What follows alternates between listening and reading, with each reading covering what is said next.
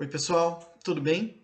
Eu sou o Gustavo, esse é o canal Redes e Poder no Sistema Internacional e antes da gente começar o nosso vídeo, eu gostaria que por favor vocês fossem verificar as notícias do que está acontecendo com os nossos irmãos brasileiros do Amapá. O estado está há algum tempo sem luz, sem assistência do governo federal, sem assistência das nossas Forças Armadas e a situação está se complicando a cada dia lá naquela região. O Amapá faz parte do Brasil e, portanto, deve receber a nossa atenção tanto quanto as eleições americanas. Agora, a gente fala de Estados Unidos. Bom, pessoal, já que a gente está aqui nessa espera interminável, que parece que nunca vai acabar, das eleições americanas, eu resolvi trazer um tema muito importante. Porque, ao que parece, no momento que eu estou gravando esse vídeo, sexta-feira, dia 6 de novembro, o presidente que será eleito nos Estados Unidos será o Joe Biden, né? É, e não o Donald Trump. Em que pese muita coisa pode acontecer e eu vou evitar aqui cravar a vitória do Joe Biden. Eu acho que é muito interessante a gente analisar um fenômeno dos Estados Unidos que vai permanecer estando ou não estando o Trump no poder. E pensando bem, talvez para o Trump seja até bom ele não ganhar na campanha desse ano, né? Porque de repente, se ele ganhasse, ele ia ter que enfrentar mais um mandato, não ia conseguir entregar, não ia conseguir dar respostas a questões urgentes da sociedade americana, mas passando a bola, digamos assim, para o Joe Biden, ele pode culpar o Joe Biden por qualquer problema que surge, de repente ressurgir, se não ele, alguém ligado a ele na próxima eleição, né, na outra eleição em 2024. Mas para a gente parar de conjectura, seria interessante a gente analisar, dentro desse cenário todo, um elemento mais preciso e mais importante para nós, que é o Tea Party, tá? O Partido do Chá, ou a Festa do Chá. Né? Por que é importante a gente analisar o Tea Party? Porque o Trump, na verdade, ele é o símbolo desse movimento. Né? E, na verdade, ele representa esse movimento, tanto nas suas falas como no seu jeito de ser, e na própria constituição de uma aliança muito difícil de ser feita, e que eu vou falar daqui a pouquinho. Tá? Então, o que é o Tea Party? E eu peço desculpas porque não dá para traduzir direito, né, como republicanos, democratas, porque Tea Party ele é uma dessas frases que tem duplo sentido. Né? Tea Party foi um evento muito importante no processo de independência dos Estados Unidos, quando os colonos vestidos de índios chegaram nos barcos, né, que iriam para que viriam para a colônia, perdão, né, os barcos que estavam atracados, e começaram a jogar o chá trazido pelos ingleses na água, justamente porque eles percebiam que havia algum tipo de taxação, né, que eles falam, ou seja, a imposição de cada vez mais impostos com relação à atuação da economia das 13 colônias. Esse foi um dos argumentos mais importantes da independência dos Estados Unidos, tanto que ele era traduzido naquela frase clássica, né? Sem impostos enquanto não tivermos representação.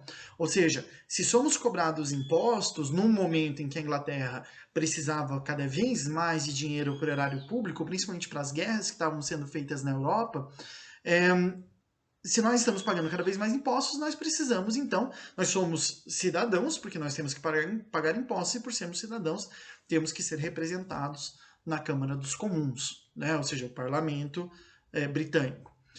As colônias não tinham representação, esse foi um dos principais argumentos, dos mais importantes aí no processo de independência dos Estados Unidos. Só que, em que pese durante esse evento, party tenha virado uma ideia de festa do chá, né, a festa do chá de Boston, que foi o porto onde isso aconteceu, na verdade, em inglês, party também significa partido. Então, Republican Party, Democratic Party. O Tea Party, então, ele se constitui não só como um grupo que rememora a festa do chá de Boston, mas ele se coloca quase como um partido, ou seja, um movimento político consistente, com lideranças, com ideologia, ainda que dentro de um grande guarda-chuva, que é o guarda-chuva do Partido Republicano. O fato de que nos Estados Unidos nós temos um regime que não é na legislação, juridicamente, mas de fato acaba sendo bipartidário, dividido entre democratas e republicanos, acaba fazendo com que dentro, por exemplo, do Partido Democrata você tenha pessoas muito mais à esquerda e pessoas a uma centro-direita. A gente poderia colocar aqui, por exemplo, Bernie Sanders como um exemplo de extrema esquerda, não, mas de uma esquerda social-democrata, que nos Estados Unidos é muito forte, estar muito à esquerda, ser social-democrata, né? Nos Estados Unidos não há um movimento socialista ou comunista forte, né? Então, o Bernie Sanders, que pretende trazer para os Estados Unidos um estilo de estado de bem-estar social como na Europa, na Europa Ocidental, ele é considerado a extrema esquerda do Partido Democrata. E a Hillary Clinton, que defende os bancos, que defende intervenção estrangeira em outros países, que defende o complexo industrial militar, representa aí essa centro-direita do Partido Democrata.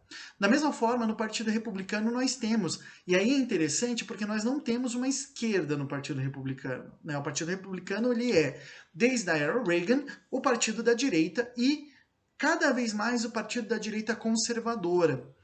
O Reagan, ele foi aquele que criou um movimento muito importante, que inclusive foi o responsável por levá-lo à presidência, que é o movimento da direita cristã. Ou seja, unificando o liberalismo econômico com as pautas morais e conservadoras das igrejas neopentecostais nos Estados Unidos. Então, quando o Reagan ele reformula, né, o grupo do Reagan reformula o Partido Republicano dentro do espectro dessa direita cristã, o Partido Republicano ele vira o partido dos conservadores e dos ultraliberais. Né? Tanto que o Reagan é neoliberal e o George Bush também, enfim, enquanto que os democratas mantêm, como na época do Obama, uma intervenção relativamente grande na economia para os padrões americanos. Só que qual é o específico do Tea Party? Dentro do Partido Republicano, que já é o partido da direita cristã, que já é um partido do liberalismo econômico exacerbado, eles vão se colocar cada vez mais na ala extrema. Eles vão ser a extrema-direita do Partido Republicano, que é o partido de direita. Então a gente enxerga um tipo de extremismo bem grande por parte do Tea Party e de uma forma ou de outra, essa situação que eu falei mais cedo, dele ser um partido dentro do partido, né? Isso é uma coisa muito importante, porque o Tea Party, ele tem presença, né? Ele está constituído dentro do Partido Republicano, mas ele foi ganhando cada vez mais autonomia, principalmente à medida que o Partido Republicano foi perdendo eleições presidenciais. Então, quando a gente lembra lá, por exemplo, do John McCain, em 2008, que perdeu pro Barack Obama, quando a gente lembra do Mitt Romney, né, que tentou derrubar o Barack Obama, mas o Barack Obama acabou recebendo o segundo mandato, a gente percebe um partido republicano que viu que as suas visões mais moderadas não respondiam bem à sociedade americana. E dessa forma começou a buscar uma aproximação maior com aqueles que poderiam lhe dar votos, que seriam aqueles mais engajados. Qual é o problema? Na base do Partido Republicano, aqueles que eram os mais engajados eram os membros do Tea Party. Né? O Tea Party, ou seja, né, desse extremismo, o que significa que a ascensão do Trump é uma resposta do Partido Republicano a uma certa permissão institucional do partido a essa ala mais radical, mais extremista, que teoricamente levaria o Partido Republicano a ganhar cada vez mais eleições e no sonho deles ter o controle, né, a maioria das instituições federais como um todo, ou seja, da Casa dos Representantes, que seria a nossa Câmara dos Deputados, do Senado, da Presidência e da Suprema Corte. Então é interessante perceber que o projeto do Partido Republicano era fazer de tudo para chegar a todas essas instituições do governo federal e aparelhar, de certa forma, com republicanos essa esfera do governo, que é o governo federal. O que acaba acontecendo? Quando a gente vê, por exemplo, a rapidez com que o Partido Republicano aprovou a indicada do Trump para ser uma juíza da Suprema Corte, mesmo fazendo algo que eles condenaram e impediram o Obama de fazer, pode representar já um medo do Partido Republicano de ter perdido, né, ou a eleição presidencial. Porque a gente sabe que os democratas já de algum tempo controlam a Casa dos Representantes, então haveria uma maioria democrata, um líder da casa, né, um presidente da casa, que provavelmente vai permanecer a Nancy Pelosi como democrata, só que a presidência não seria mais republicana. E o Partido Republicano ele tem essa ideia mesmo de aparelhamento, aparato, ou seja, ocupar espaços e manter esses espaços. Então, se eu tinha o Senado e a presidência, mas não tinha a Câmara, tudo bem. Mas se eu vou perder a presidência e vou perder a Câmara, eu não posso só ficar com o Senado. Eu tenho que ter alguma forma de ganhar, de continuar ganhando, mesmo sendo uma minoria. E dessa forma, eles enxergaram na Suprema Corte uma forma de se manter como uma força relevante politicamente falando, mesmo que isso signifique que eles percam a presidência. Então é interessante a gente perceber que o Partido Republicano deu asas para o Tea Party justamente porque seria uma forma deles ganharem a presidência e deles ganharem maioria na Casa dos Representantes. O que não aconteceu no segundo caso. Eles ganharam a presidência do Trump, mas eles não conseguiram controlar as três instituições, as duas legislativas e o executivo.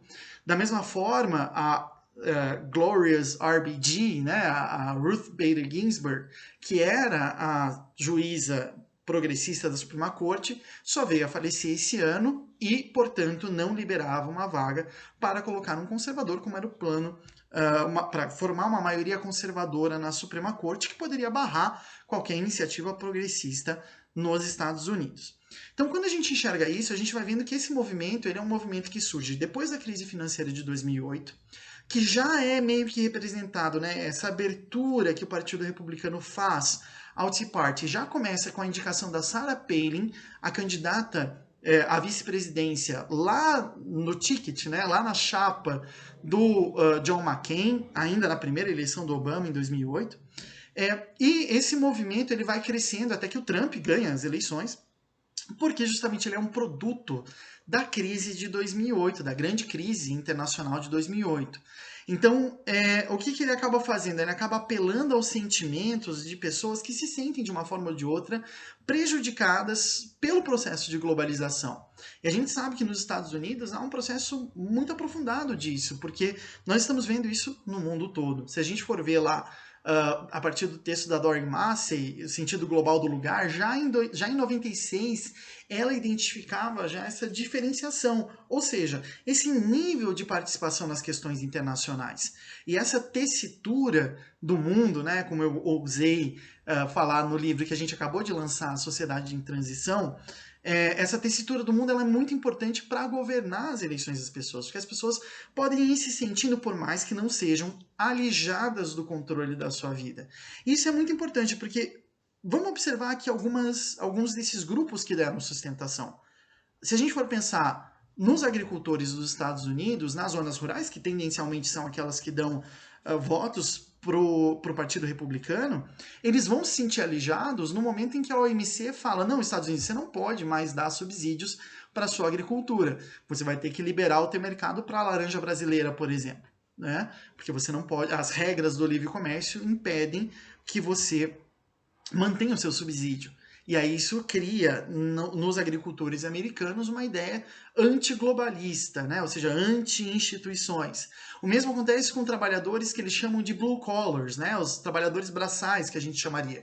Não aqueles de serviço, mas aqueles envolvidos na manufatura, na extração de minérios, na extração de madeira, né? Que em razão da China, do Tratado de Kyoto, do Protocolo de Paris, enfim, vão vendo que as suas atividades comuns não vão podendo ser mais realizados da maneira como eram. E aí a gente já percebe a ideia reacionária desse movimento, né? Ou seja, voltar a ser o que era. E aí, nesse sentido, eles não são conservadores. Né? Porque os conservadores eles ainda têm um certo grau de percepção e de julgamento. Bom, tem algo que é bom aqui no passado, tem algo que é bom aqui no presente. O que a gente pode fazer? Né? Eles não, eles são um movimento reacionário, ou seja, voltar a fazer as coisas como nós fazíamos antes.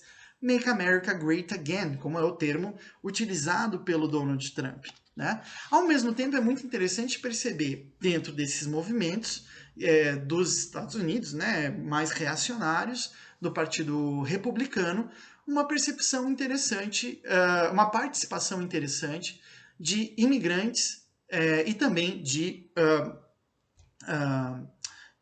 pessoas de minorias, como negros, né, mulheres, etc., que enxergam na participação nesse movimento a possibilidade de ser mais brancos que os brancos, mais americanos que os americanos, como diria o Fanon, né, no seu grande livro Rostos, Pele Negra, Máscaras Brancas, né, que é um livro que eu recomendo fortemente para todo mundo, que ele analisa um pouco esse esforço, né, que as minorias têm em ser mais brancas do que os brancos, ou seja, se provar cada vez mais como brancos e não como pertencentes à sua minoria, para que esse indivíduo tenha sucesso e seja integrado. Então, a gente enxerga muito isso, né, não só com relação à participação de pessoas da comunidade negra no Partido Republicano, mas também a participação de imigrantes latinos, sobretudo, né? Além dos reacionários que querem o fim do regime de Cuba, muito fortes na Flórida.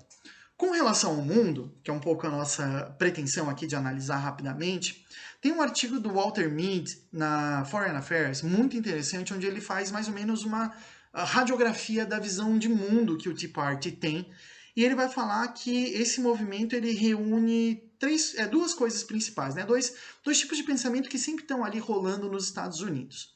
Um deles é a ideia do excepcionalismo americano, ou seja, os Estados Unidos são um país diferente do resto dos países do mundo, eles têm uma outra história, outros direitos, outras capacidades. Só que se isso era utilizado, por exemplo, pelo Reagan, para que os Estados Unidos fosse visto como the shining city over the hill, ou seja, a cidade de prata que brilha e é o exemplo para o mundo, o qual todos querem virar e tudo mais.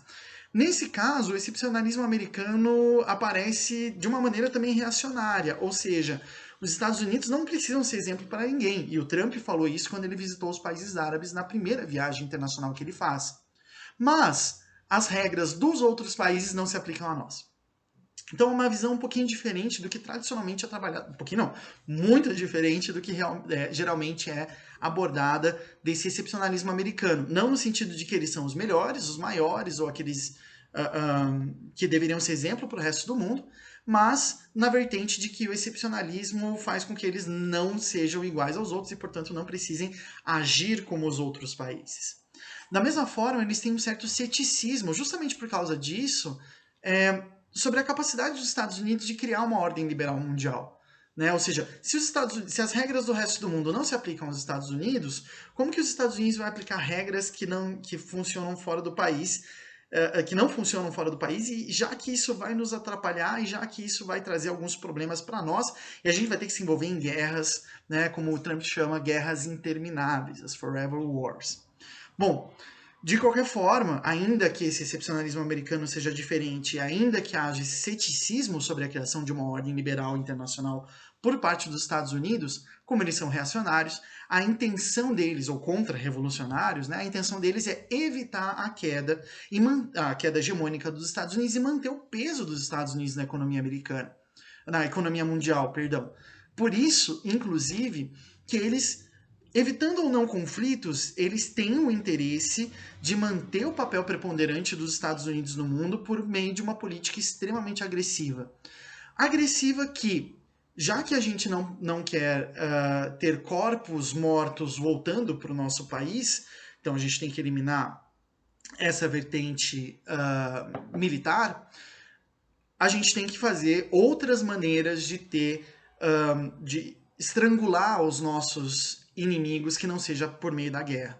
Então aí a gente tem uma série de coisas. A gente percebeu ao longo do mandato do Trump uma relação muito próxima entre o Departamento de Estado e o Departamento do Tesouro.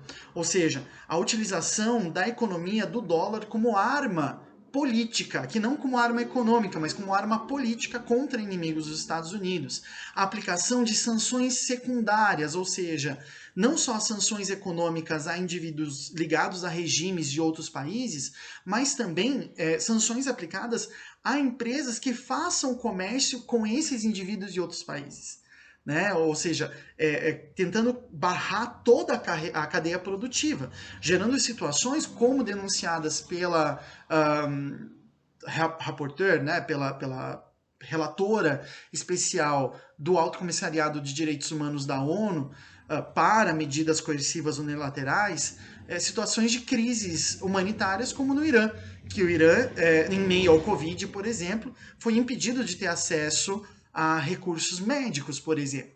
E por quê? Justamente pelo fato de que nenhuma empresa queria entrar na lista de terroristas dos Estados Unidos, nenhuma empresa de fora do Irã queria entrar na lista de pessoas que fazem, ou empresas que fazem negócios com terroristas dos Estados Unidos, justamente porque isso faria com que eles entrassem também na lista de terroristas e aí fossem impedidos pelo governo dos Estados Unidos de fazer uma série de atividades, né? Ou mesmo serem criminalizados, fechados, presos, processados, enfim.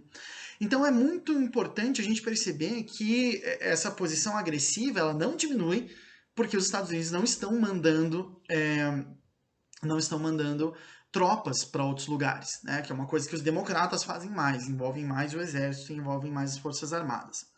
Essas práticas, então, envolvem o corte de apoio a alguns países, né, apoio de ajuda humanitária mesmo, né, ela é ressignificada, a eliminação total dos inimigos, independentemente dos efeitos para a imagem americana, já que se trata de um país excepcional na visão deles, e uma ação mais firme na obtenção e garantia de posições estratégicas, como aconteceu aqui no Brasil e a base aeroespacial de Alcântara, né, lá no norte do país. Ou seja, garantir isso e que isso seja emprestado de forma eterna, como Guantánamo em Cuba. Né? O mais importante, até porque esse vídeo está bem longo já, não é um assunto muito fácil da gente explicar, porque é muita informação e realmente não é um tema muito debatido, a gente pode encarar o Tea Party como efeito de alguns processos que não aconteceram só nos Estados Unidos, mas estão acontecendo ao longo do mundo e que são definidos pelo Instituto de Pesquisa Social da ONU, de desenvolvimento, Instituto de Pesquisa para o Desenvolvimento Social da ONU, o UNRISD, como fontes, digamos assim, da fratura da sociedade mundial, das sociedades nacionais e da sociedade mundial como um todo. Ou seja, uma divisão tão profunda que ela já não é mais a gente não consegue costurar ela de volta. É como um braço que a gente quebra. Né? Quando a gente quebra algum braço, uma perna, alguma coisa assim, um osso, ele pode até colar de novo, mas ele não volta a ser o que era antes. E essa fratura, a gente pode pensar que é resultado de algumas coisas, como a urbanização do mundo, né, o fato de que a gente tem uma oposição cada vez maior entre os estilos urbanos de vida e os estilos rurais de vida, né, entre urbanidades e ruralidades, que são múltiplas, mas que vão se afastando cada vez mais, principalmente porque se governa cada vez mais para as cidades e não tanto para o campo. Os processos de escolarização, que são muito importantes, que formam novas gerações e que vão quebrando um pouco a ligação entre gerações, né? Ou seja, os filhos vivem vidas muito diferentes e muito separadas dos seus pais e mais ainda dos seus avós. Né? Isso não é necessariamente ruim, mas isso é visto pelo Tea Party como uma coisa ruim. E uma certa percepção reacionária da falta de isonomia. Ou seja, a percepção de que alguns grupos são mais favorecidos que outros. E aí isso a gente enxerga em todos os movimentos reacionários, conservadores, fascistas, nacionalistas, protofascistas, de extrema direita ao redor do mundo. Porque nesse sentido o Tea Party ele é meio que a versão americana, local, com suas características específicas, mas de um fenômeno mais global, né? Dessa, como o pessoal da Le Monde Diplomatique chamou, internacional reacionária, não socialista, né? Mas ao contrário, reacionária, representada aí pelo Steve Bannon, pela família Bolsonaro aqui no Brasil, pelo Viktor Orbán e o seu governo na Hungria, e também pelo Partido Justiça e Democracia na Polônia. Né? Nesses três países, esses movimentos se apresentam com um relevante capital político, né? Ou seja, eles conseguem eleger presidentes, eleger deputados, senadores. Mas eles também existem na Alemanha, na Argentina, na Bolívia, na França, ainda que não tenham conseguido ter capital político suficiente para controlar as instituições. E o problema é justamente isso. Eles replicam a visão do Partido Republicano de controle total das instituições e reformulação da nação com base nas suas percepções. Por isso que é problemático. Esse vídeo já está bem longo, já vai ficar aí com quase ou mais de 25 minutos com a abertura. Então, eu vou parando por aqui. Se ficou alguma dúvida, se ficou alguma questão, algo que não ficou muito bem explicado, coloca aqui nos comentários, avisa a gente, manda uma notícia nas nossas redes sociais, uma mensagem, uma DM, alguma coisa assim, e a gente se vê na semana que vem. Tá bom, gente? Obrigado e bom final de semana.